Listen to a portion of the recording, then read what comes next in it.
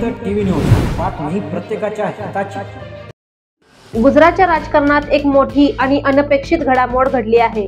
मुख्यमंत्री भूपेंद्र पटेल यांना वगळता राज्यातील सर्व 16 मंत्र्यांनी गुरुवारी आपले राजीनामे दिले आहेत। या अचानक निर्णयानंतर आज म्हणजे शुक्रवारी मुख्यमंत्री पटेल मंत्रिमंडळात मोठा फेरबदल करणार असल्याची अधिकृत माहिती समोर आली आहे। 2027 मध्ये होणाऱ्या विधानसभा निवडणुकीच्या पार्श्वभूमीवर हा मंत्रिमंडळ फेरबदल करण्यात येत असल्याचे सांगण्यात येत आहे। सूत्रांच्या माहितीनुसार भूपेंद्र पटेल यांच्या नव्या कॅबिनेटमध्ये किमान 10 नव्या चेहऱ्यांचा समावेश होण्याची शक्यता आहे। गुरुवारी संध्याकाळी भाजपचे राष्ट्रीय अध्यक्ष जे.पी. नड्डा गुजरातमध्ये दाखल झाले।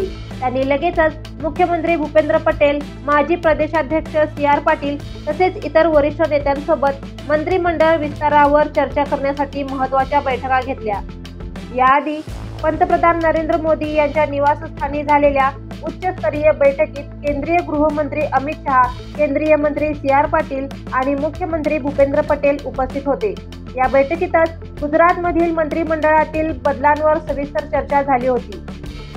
आता नड्डा यांच्या गुजरात भेटीचा मुख्य उद्देश म्हणजे मंत्रिमंडळ फेरबदलाला अंतिम मान्यता देणे आणि गुजरातमधील भाजपची संघटनात्मक स्थिती मजबूत करणे। सूत्रांच्या माहितीनुसार याच बैठकीत पक्षाच्या आगामी निवडणूक रणनीतीचा आढावा घेतला जाणार आहे। विशेष म्हणजे अलीकडेच भाजपने गुजरात प्रदेशाध्यक्षपदी जगदीश विश्वकर्मा यांची नियुक्ती केली आहे। म्हणूनच आता पक्षाच्या नेतृत्वात आणि संघटनात नव्या चेहऱ्यांचा समावेश दिसून येत आहे। दरम्यान आम आदमी पक्षाचे युवा नेते गोपाळ इटालिया यांच्या नेतृत्वाखाली आप पक्ष भाजपच्या पारंपरिक पाटीदार बालेकिल्ल्यात प्रवेश करण्याचा प्रयत्न करत आहेत। त्यामुळे 2027च्या निवडणुकीपूर्वी भाजप नवीन समीकरणांची चाचणी करत असल्याचं राजकीय वर्तुळात बोललं जाते।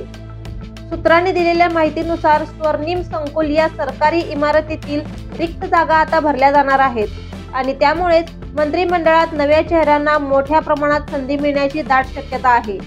सध्याच्या मंत्रिमंडळात मुख्यमंत्री पटेल यांच्यासह एकूण 17 सदस्य होते, त्यापैकी 8 कॅबिनेट दर्जाचे मंत्री आणि उर्वरित राज्यमंत्री होते।